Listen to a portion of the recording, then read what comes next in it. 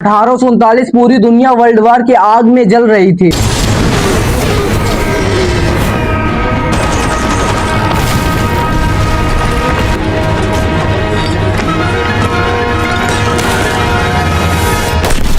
एक तरफ Adolf Hitler की जर्मनी पूरे यूरोप को कुचल रही थी, दूसरी तरफ सोवियत यूनियन अपनी सीमाएं बढ़ा रहा था। लेकिन इसी दौरान मैप में दिखने वाला छोटा सा देश एक ऐसा फैसला लेने वाला था जिसने इतिहास बदल दिया। The story of Finland.